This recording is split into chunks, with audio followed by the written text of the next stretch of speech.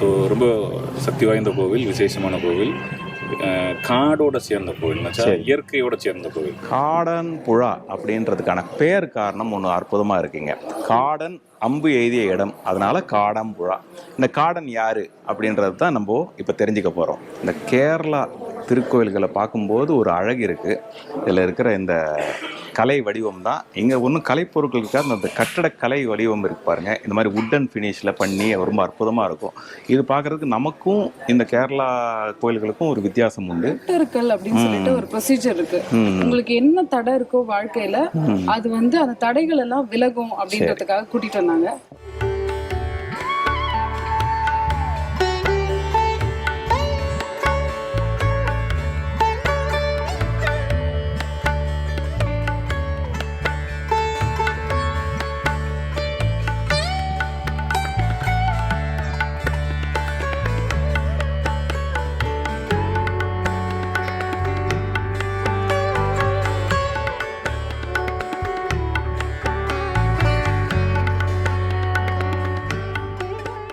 இதுதான் ஸ்ரீ காடாம்புழா பகவதி அம்மன் கோயிலுடைய ஆர்ச். இங்கே தான் என்ட்ரன்ஸு, இங்கே தான் கோயிலுக்குள்ளே போகணும்.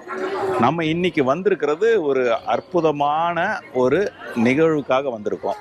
காடாம்புழா பகவதி அம்மனுடைய அவதார திருநாள் என்பது கார்த்திகை மாதத்தில் வர கார்த்திகை நட்சத்திரத்தில் அவதரிச்சிருக்காங்க. ஸோ அதனால் இங்கே கார்த்திகை தீபம் நம்ம திருவண்ணாமலையில் கொண்டாடுவோம் இல்லைங்களா, அது மாதிரி இந்த கார்த்திகை மாதத்தில் இந்த 10 நாள் திருக்கார்த்திகை வரும்போது ஒரு அற்புதமான உற்சவம் நடக்கும் இங்கே. அதனால தான் இந்த டெக்கரேஷன்லாம் நம்ம பார்த்துட்ருக்கோம் பாருங்கள். தோரண வாயிலாம் ரொம்ப அலங்கரிச்சிருக்காங்க. ஸோ இன்றைக்கி ஃபெஸ்டிவலோடைய முதல் நாள் வந்திருக்கும். ஸோ இந்த காடாம்புழா பகவதி அம்மன் எப்படி இங்கே அவதரிச்சிருக்காங்க, அதுக்கு ஒரு புராண காரணம் இருக்குது. அந்த புராண கதையும் நம்ம தெரிஞ்சுக்க போகிறோம். உள்ளே போய் ஒன்று ஒன்றா பார்ப்போம் வாங்க.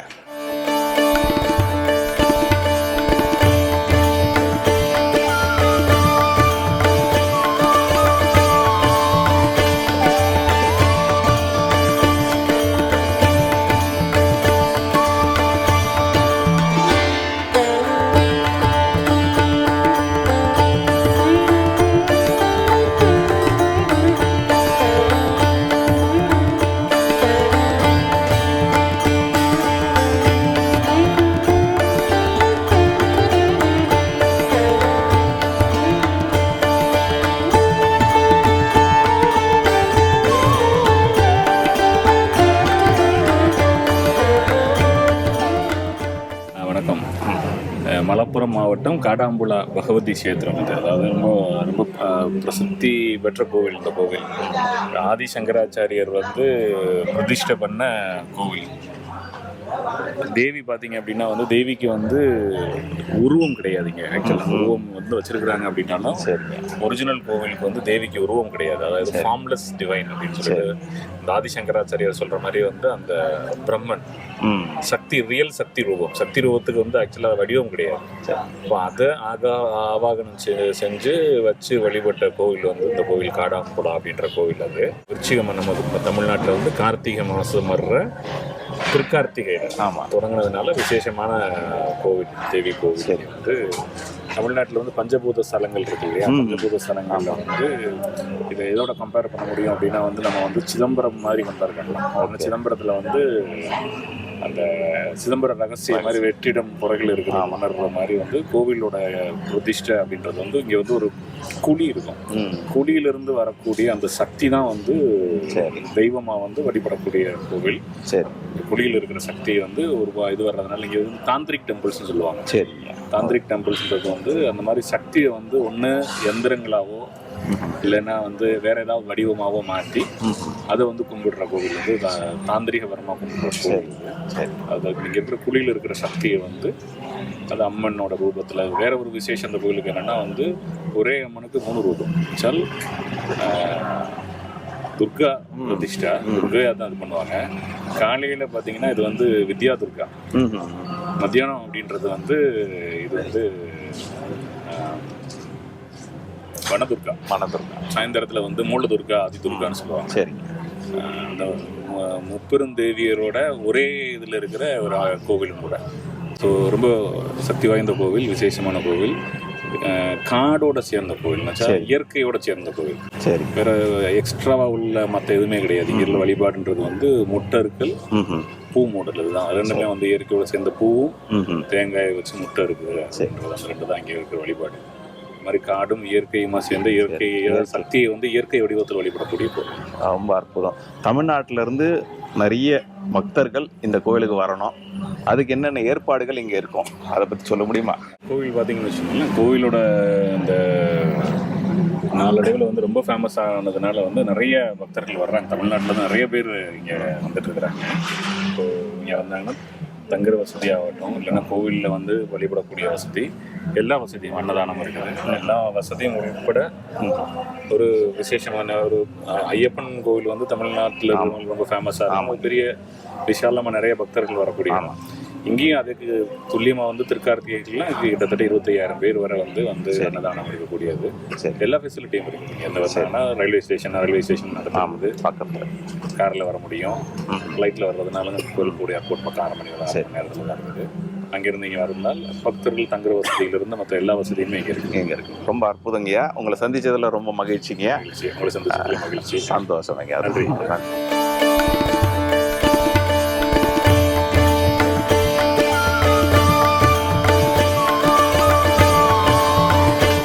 ராஜகோபுரம் நுழைவாயிலேருந்து உள்ளே வந்தால் இந்த என்ட்ரன்ஸ் வந்து இப்படி இறங்கி தான் போகிற மாதிரி இருக்கும். இங்கே என்ன அதுக்கான அர்த்தம் அப்படின்னா, உங்களோட ஈகோவெல்லாம் இறக்கி விட்டுட்டு தான் இங்கே அந்த அம்பா கிட்ட வரணும்.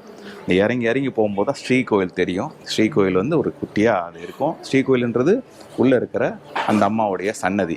அது கீழே போகிற வரைக்கும் நீங்கள் வந்து இறங்கி தான் போகணும். உங்களோட ஈகோலாம் இறக்கிட்டு தான் இந்த கோயிலுக்கே வர வேண்டியதாக இருக்கும். இவ்வளோ அழகாக இன்றைக்கி வந்து திருக்கார்த்திகை ஃபெஸ்டிவல் நடந்துட்டு இருக்கிறதால இந்த மாதிரி லைட்ஸ்லாம் ரொம்ப அற்புதமாக அரேஞ்ச் பண்ணியிருக்காங்க. இப்போ நம்ம வந்து ராஜமாணிக்கவேல் அவருடைய ஸ்பீச்சை கேட்டோம். அவர் தான் இங்கே வந்து ரெவென்யூ செக்ரட்டரி, அதாவது இந்த மலபார் தேவசம் போர்டு இருக்கு இல்லைங்களா, அதுக்கு ரெவென்யூ செக்ரட்டரி. இந்த கோயிலுக்கு அவர் தான் அதிகாரி. அவர் ஐஏஎஸ் அதிகாரி. நம்ம ஊருக்கார் தான், மதுரைக்காரர். அங்கே படித்து இங்கே வந்து கேரளாவுக்கு சர்வீஸ் பண்ணிகிட்டு இருக்கிறாரு. ரொம்ப அற்புதமான நிகழ்வாக இருந்தது. எந்த அளவுக்கு அவர் வந்து இந்த கோயிலை பற்றி தெரிஞ்சிருக்கிறாரு, இந்த அம்மாவை பற்றி தெரிஞ்சிருக்கிறாரு, ரொம்ப அற்புதமாக சொல்லியிருந்தார். பார்த்தீங்களா, அது மாதிரி தான் இந்த அம்மா வரவங்களை அத்தனை பேரையும் காப்பாற்றுவா. வாங்க உள்ளே போய் அப்படியே இறங்கி போய் அம்மாவை பார்ப்போம் வாங்க.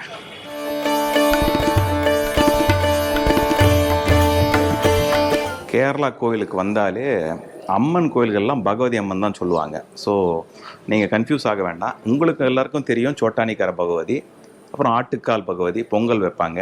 இந்த மாதிரி பகவதி அம்மன் கோயில் அது மாதிரி ஒன்று தான் இந்த காடாம்புழா பகவதி. இந்த காடாம்புழா பகவதியில் என்ன விசேஷம்னா, அம்மா வந்து சுயம்பு ரூபம்.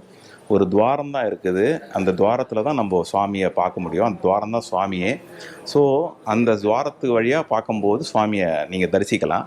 இங்கே நிறைய விசேஷங்கள் இருக்குது. 2-3 பூஜைகள் தான் ரொம்ப விசேஷம். அது வந்து அந்த பூ மூடல்னு ஒரு நிகழ்வு, ஒரு பூஜை. அதுக்கப்புறம் நிர்மாலா பூஜை, அதாவது இந்த மாலைகளை வச்சு பண்ணுவாங்க. அதையும் நம்ம பார்க்க போகிறோம்.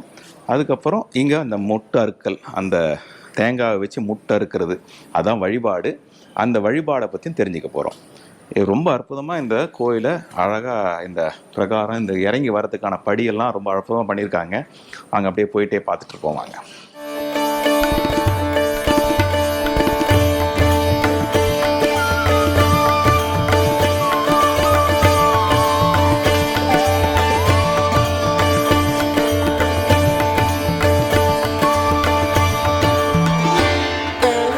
சபரிமலை சீசன்றதால நிறைய ஐயப்ப பக்தமார்கள்லாம் அங்கே வராங்க.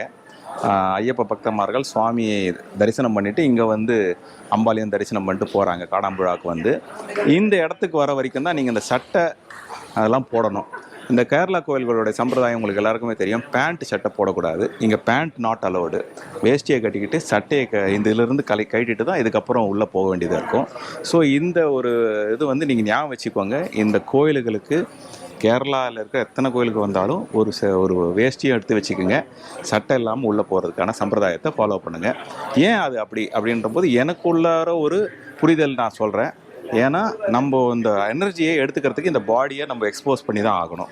இந்த மாதிரி சட்டையை போடாமல் இருந்தால் முதுகெலும்பு தண்டில் அது ஏறும். அந்த யோக நிலை வந்து ஒரு ஏறும், அது நம்மளுக்கே தெரியாமல் ஏறிடும். நீங்கள் அதுக்கு ஒன்றும் பண்ணவே வேண்டாம். இந்த சுவாமி கிட்ட போய் நின்றா போதும், இந்த அம்பாள்கிட்ட போய் நின்றா போதும். ஒரு தாந்திரிக் பவர் டெம்பிள் தானே, அதனால் பவர்ஃபுல் எனர்ஜி சோர்ஸ் இது. இங்கேருந்து நம்ம அந்த எனர்ஜியை நம்ம ஏற்றிக்கிட்டு ரீசார்ஜ் பண்ண மாதிரி. இது ரீசார்ஜ் பண்ணதுக்கப்புறமா உங்களுக்கு ஆன்மீகத்தில் ஒரு உயர்நிலைக்கு நீங்கள் போகிறதுக்கான வாய்ப்புகள் அதிகமாக இருக்கும். வீட்டுக்கு போனவுடனே நல்ல விஷயங்களை பண்ணி நீங்கள் வாழ்க்கையில் வெற்றி பெறலாம். வாங்க, இதுக்கப்புறம் இதுக்குள்ளே இருக்கிற வழிபாடுகள் என்ன அப்படின்றது தெரிஞ்சுப்போம்.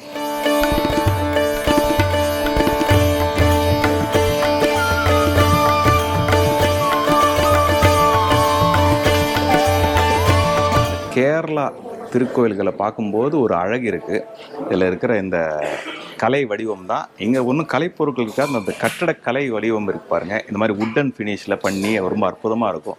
இது பார்க்குறதுக்கு நமக்கும் இந்த கேரளா கோயில்களுக்கும் ஒரு வித்தியாசம் உண்டு.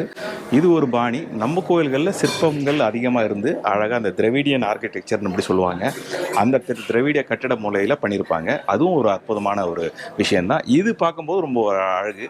அந்த பியூட்டிஃபுல்னஸ் அப்படின்ற போகும்போது இந்த சிம்பிள், டிவைன் அண்ட் பியூட்டி ரெண்டுமே மூணுமே சேர்ந்த இந்த கட்டடக்கலையை நம்ம பார்த்துக்கிட்டே வருவோம். ரொம்ப அற்புதமாக இருக்குது பாருங்கள். இந்த ஃபுல்லாக வுட்டு தான். இந்த வுட்டுக்கு மேலே அப்படியே இந்த கூரை மாதிரி இருக்கும். எல்லாமே நல்லா அழகாக பண்ணியிருக்காங்க பாருங்கள். ஆண்களுக்கான ட்ரெஸ் கோட் நான் சொன்னேன், பெண்களும் அப்படி தான். பெண்களுக்கு வந்து சாரி இல்லை சல்வார், அதாவது அலோடு. குழந்தைங்க இருந்தால் பாவாடை சட்டை, அது நல்லது. இந்த மாதிரி ட்ரெஸ் கோடில் தான் வரணும், இந்த முறைப்படி தான் வரணும். ஜீன்ஸ் பேண்ட்டு, பெண்கள் ஜீன்ஸோ டிஷர்ட்டோ போட்டுட்டு இருந்தால் இங்கே அலோடு இல்லை. நீங்கள் அதை பார்த்துக்கிட்டு வாங்க. டூரிஸ்ட்டாக இங்கே வந்தீங்கன்னா அதெல்லாம் கொஞ்சம் எடுத்து வச்சுக்கோங்க. எடுத்து வச்சுக்கிட்டு நீங்கள் வந்து இங்கே வரலாம். இந்த பியூட்டிஃபுல்லாக இந்த லைட்டிங்ஸ் பண்ணியிருக்காங்க பாருங்கள். இதை அப்படியே சுற்றி பார்ப்போம். ரொம்ப இதையே ரசிச்சுக்கிட்டே இருப்போம். வாங்க, ஒன்று ஒன்றா பார்ப்போம் வாங்க.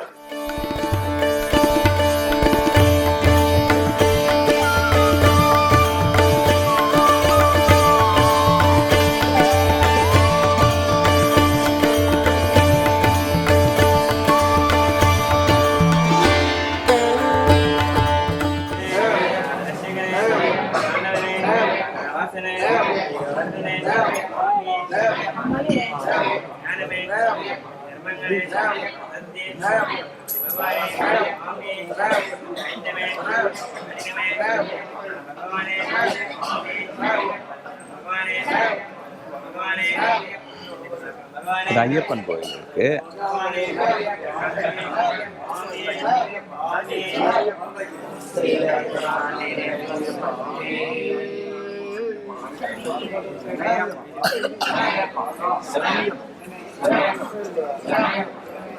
ஓகே, காடன் புழா அப்படின்றதுக்கான பேர் காரணம் ஒன்று அற்புதமாக இருக்குங்க.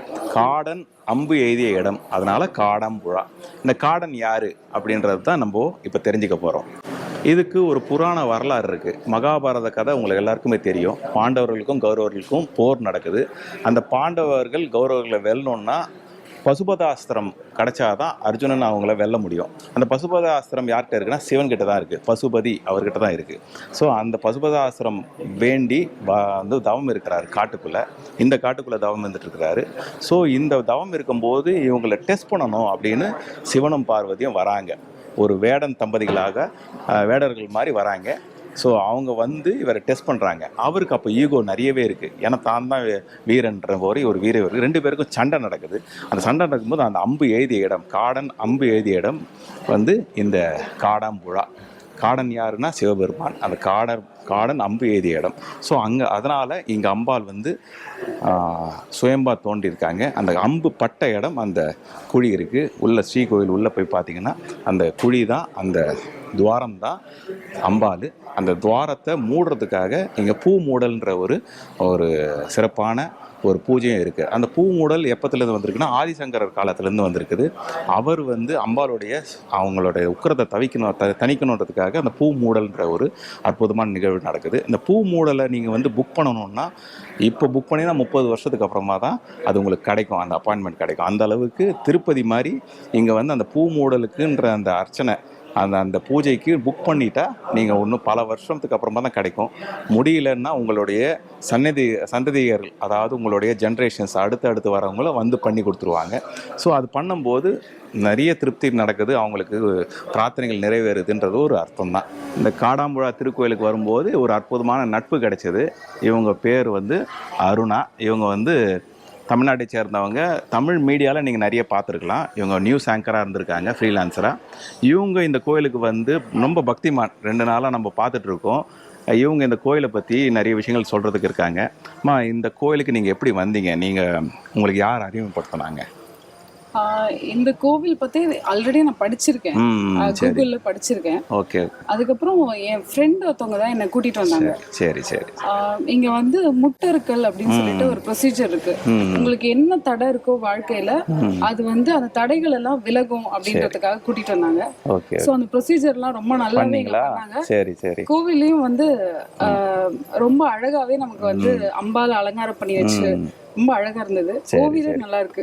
ஆமாம், நீங்கள் வந்து 2-3 வாட்டி இங்கே வர வேண்டியது 2 தடங்கள் நடந்ததுன்னு சொன்னாங்க. அப்புறமா இப்போ வந்துட்டீங்க, உங்களுக்கு அற்புதமான தரிசனமும் கிடைச்சது இல்லைங்களா? அந்த பூ மூடல் இதுலேயும் அந்த பூஜையிலையும் நீங்கள் கலந்துக்கிட்டீங்க. மற்றபடி முட்டறுக்கலும் பண்ணியிருக்கீங்க. இது உங்களுக்கு பிரார்த்தனைகள் எல்லாமே நிறைவேறணும்னு நான் அம்மாவை பிரார்த்திக்கிறேன். உங்களுக்கு இந்த பக்தி மார்க்கத்தில் ஈடுபடணுன்றது எப்படி உங்களுக்கு இந்த வயசுலயே உங்களுக்கு கிடைச்சது? அதை பற்றி ஏதாவது சொல்ல முடியுமா உங்களோட அனுபவத்தில்? அம்மாவால தான். சரி சரி. அம்மா வந்து ரொம்ப பக்தி. சரிங்கம்மா. அவங்க சின்னதுல இருந்தே வந்து நிறைய ஸ்லோகம், அப்புறம் வந்து ஒரு கோவிலுக்கு போனா எப்படி வழிபடணும், சரி சரி, அதாவது ஒரு மரியாதை கலந்த பக்தி இருக்கணும் அப்படின்றத சொல்லி கொடுத்து வளர்த்துருக்காங்க. சரிங்க. ஸோ அம்மா கிட்ட இருந்து வந்ததுன்னு சொல்லலாம். சரி. இவங்களுடைய அம்மா வந்து திருவேற்காடு திருக்கோயில் இருக்கு இல்லையா நம்ம சென்னையில், அங்கே வந்து பேஷ்காராக இருந்தவங்க, கண்காணிப்பாளராக இருந்தவங்க. அதனால கூட அந்த டிவைன் ஃபோர்ஸ் அப்படியே இவங்களை இழுத்துட்டு வந்திருக்கோம். அது உங்களுக்குள்ளே இருக்குது. அதனால தான் இந்த மாதிரி கோயில்களுக்கு வர வாய்ப்புகள் உங்களுக்கு கிடைச்சிருக்குது. ஆன்மீக வழியில் இந்த மாதிரியான யங்ஸ்டர்ஸ் வரும்போது ரொம்ப சந்தோஷமாக இருக்குது. ஏன்னா இப்போவே வந்தால் தான் நம்ம வந்து அப்புறமா வயசான காலத்தில் எங்கே வர்றது?